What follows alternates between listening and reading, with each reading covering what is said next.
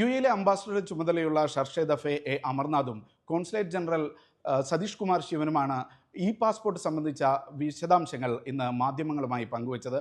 October 28-ന് ശേഷം അപേക്ഷിക്കുന്ന എല്ലാ പാസ്പോർട്ടുകളും അപേക്ഷകർക്ക് നൽകുന്ന എല്ലാ പാസ്പോർട്ടുകളും ഇ പാസ്പോർട്ടുകളായിരിക്കും. ഈ പാസ്പോർട്ടിൻ്റെ പ്രത്യേകത എന്നുള്ളത് ബയോമെട്രിക് വിവരങ്ങൾ രേഖപ്പെടുത്തിയ ഒരു ചിപ്പ്, ഇലക്ട്രോണിക് ചിപ്പ് അശോക സ്തംഭത്തിൻ്റെ താഴെയായി കാണാൻ കഴിയും എന്നുള്ളതാണ്. ഈ ബയോമെട്രിക് വിവരങ്ങൾ ഇതിൽ രേഖപ്പെടുത്തിയിട്ടുണ്ട് എങ്കിലും യുഎയിൽ പ്രത്യേകമായി ബയോമെട്രിക് വിവരങ്ങൾ ശേഖരിക്കുന്ന ഒരു നടപടി ഉണ്ടാവില്ല എന്നാണ് അധികൃതർ അറിയിച്ചത്. അതായത് ഇന്ത്യയിൽ ബയോമെട്രിക് വിവരങ്ങൾ പ്രത്യേകം ശേഖരിക്കുന്നുണ്ട്, പക്ഷേ വിദേശ രാജ്യങ്ങളിൽ പ്രത്യേകിച്ച് യുഎയിൽ ബയോമെട്രിക് വിവരങ്ങൾ ശേഖരിക്കുന്ന ഒരു നടപടി ഉണ്ടാവില്ല. പക്ഷേ പുതിയ മാർഗനിർദ്ദേശങ്ങൾ അനുസരിച്ചുള്ള ഫോട്ടോയായിരിക്കണം ഇതിനായി അപ്ലോഡ് ചെയ്യേണ്ടത്. അതിൽ നിന്ന് തന്നെ ചില വിവരങ്ങൾ ശേഖരിക്കാൻ കഴിയും എന്നാണ് അധികൃതർ അറിയിക്കുന്നത്.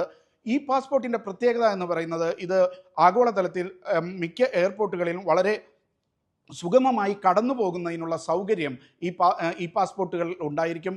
ഇത് റീഡ് ചെയ്യുന്ന സൗകര്യം വിവിധ വിമാനത്താവളങ്ങളിൽ ഏർപ്പെടുത്തിയിരിക്കുകയാണ്.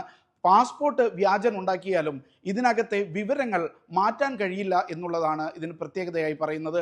അതുകൊണ്ട് തന്നെ ഏതെങ്കിലും തരത്തിൽ വ്യാജ പാസ്പോർട്ടുമായി വിമാനത്താവളങ്ങളിലൂടെ കടന്നു പോകുന്നത് ഒഴിവാക്കാൻ ഈ പാസ്പോർട്ടിൻ്റെ വരവോടുകൂടി കഴിയുമെന്നാണ് അധികൃതർ വിശദീകരിച്ചിട്ടുള്ളത്. മറ്റൊരു കാര്യമുള്ളത്, ഈ പാസ്പോർട്ടുകൾ ഇഷ്യൂ ചെയ്യുമ്പോഴും ഇതിൻ്റെ നിരക്കിൽ വ്യത്യാസം വരുന്നില്ല എന്നുള്ളതാണ്.